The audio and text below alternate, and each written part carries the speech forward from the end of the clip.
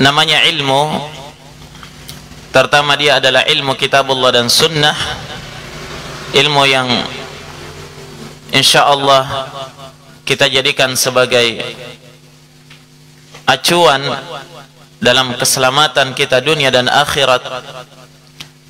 Itu tentunya banyak godaan, karena syaitan itu sangat bersemangat untuk menjauhkan kaum muslimin, terutama di kalangan kaula muda, dari agama ini.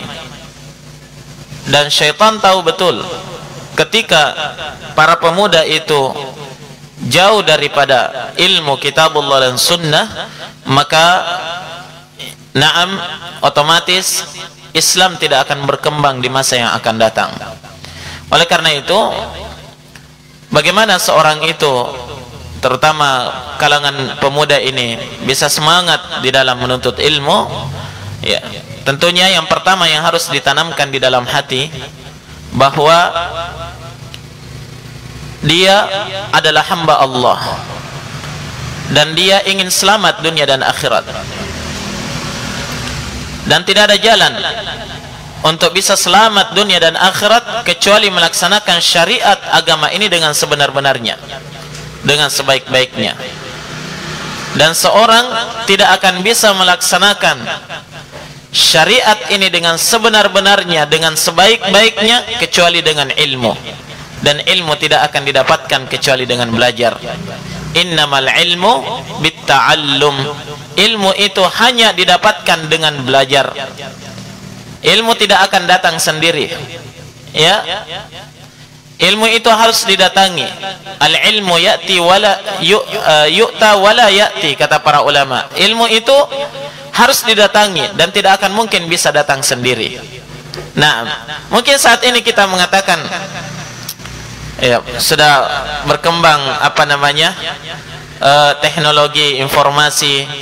Nah, kita bisa ikut live saja di rumah. Nah, itu insya Allah bermanfaat, tapi beda. Berapa banyak orang ya, ketika dia live di rumah sambil tiduran, baru satu pertanyaan sudah ngorok dia. Nah, berapa banyak orang ketika dia ikut live sambil mengerjakan pekerjaannya di rumah, maka ini tadi tidak terpenuhi apa itu? Ya, wa huwa syahid, dan dia menyaksikan. Ini dia tidak menyaksikan ini. Nah, seperti itu. Maka dari itu ikhwani fillah, ya, ilmu harus didatangi. Maka para pemuda wajib sadar bahwasanya, ini tips yang kedua ya, bahwasanya ya, Islam dan kaum muslimin, baik dan buruknya mereka 20-30 tahun yang akan datang, itu berada di tangan mereka, berada di tangan para pemuda saat ini. Nah, kalau mereka menyia-nyiakan ilmu, menyia-nyiakan amalan, dan meremehkan agama di hari ini, maka kita tidak mampu membayangkan apa yang terjadi dengan agama ini di masa yang akan datang. Iya, mungkin itu yang akan disebutkan, bahwa Islam tinggal nama saja. Wal'iyadu billah. Al-Quran tinggal apa? Tinggal tulisan saja. Iya. Masjid-masjid tinggal bangunannya saja. Kitab-kitab para ulama tercetak tapi disimpan saja. Iya. Kapan sudah seperti ini ikhwani fillah, maka akan terjadi bencana yang sangat besar di tengah kaum muslimin. Nah, kemudian harus disadari pula bahwasanya ilmu agama ini sampai kepada kita di hari ini itu melalui tangan para pemuda dahulu yang bersungguh-sungguh di dalam menuntut ilmu. Ya, antum tahu siapa Abu Bakar As-Siddiq radhiyallahu taala an? Di awal dia menerima Islam, dia seorang pemuda. Ya, dalam artian pemuda gimana? Antara umur sejak dia balik sampai umur 40 tahun, itu pemuda. Nah, begitu ya?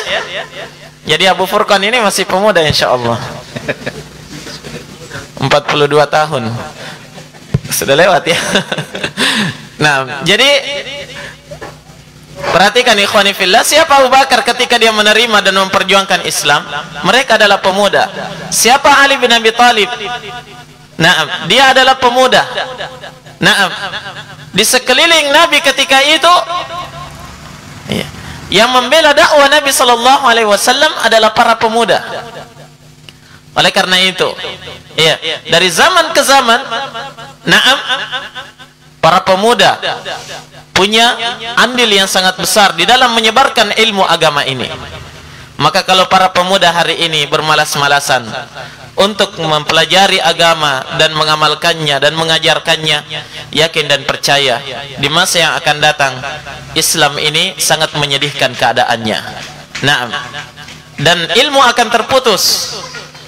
Sebagaimana yang disabdakan oleh Nabi sallallahu alaihi wa ala alihi wasallam, "Inna Allah azza wa jalla la yaqbidul ilma intiza'an yantazi'uhu 'anil ibad, walakin biqabdil ulama."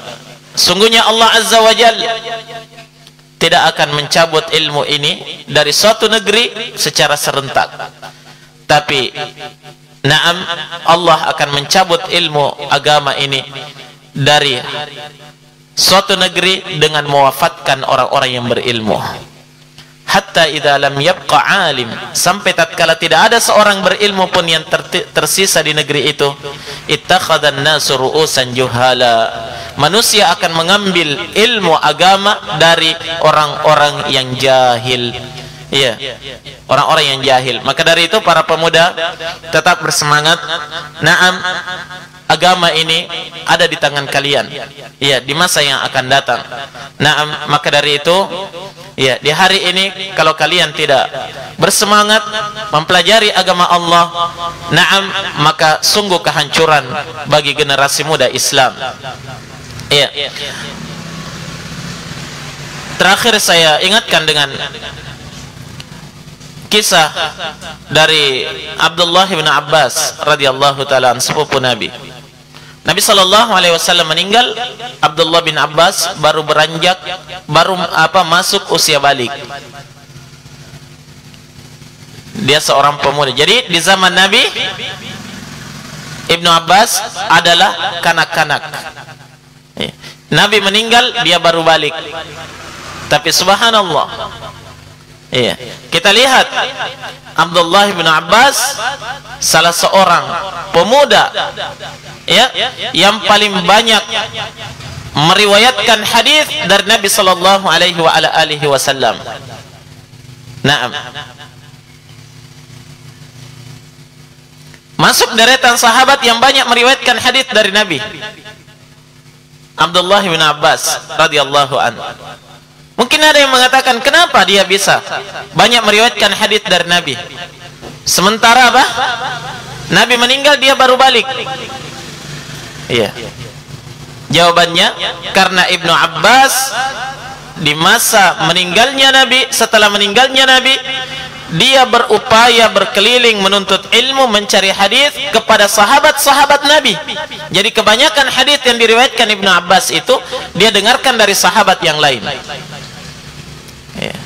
Suatu ketika Ibnu Abbas mengajak teman-temannya, mari kita belajar, cari sahabat Nabi, kita dengarkan ilmu, kita dengarkan hadis dari Nabi. Apa kata teman-temannya? Lihat para sahabat Nabi masih hidup. Untuk apa kita mencari ilmu, mendengarkan hadis? Kalau kita butuh sesuatu, kita tanya, para sahabat Nabi masih banyak. Maka Ibnu Abbas tinggalkan orang-orang yang seperti ini. Dia mencari ilmu, dia belajar, dia sampai mendatangi pintu para sahabat Nabi, mengetuknya. Naam, kalau sahabat itu beristirahat, dia tunggu di depan pintu. Sampai dia terbangun. Kemudian bertanya tentang hadis, dia catat dan dia hafalkan. Itu semangat pemuda di zaman dahulu. Sampai kemudian setelah banyak sahabat yang meninggal, Ibnu Abbas sudah mulai menceritakan hadis dari Nabi sallallahu alaihi wasallam, mengajar, berdakwah. Ternyata para pemuda yang diajak oleh Ibnu Abbas dahulu ini semuanya hadir di majelis Ibnu Abbas. Iya, masya Allah, luar biasa ya. Ibnu Abbas radhiyallahu taala anhu, gambaran semangat seorang pemuda di dalam talabatul ilm. Nah, oleh karena itu ikhwani fillah, ya khususnya para pemuda tetap bersemangat dalam menuntut ilmu, karena ini adalah kebahagiaan kita dunia dan akhirat insyaallah taala. Fadhal.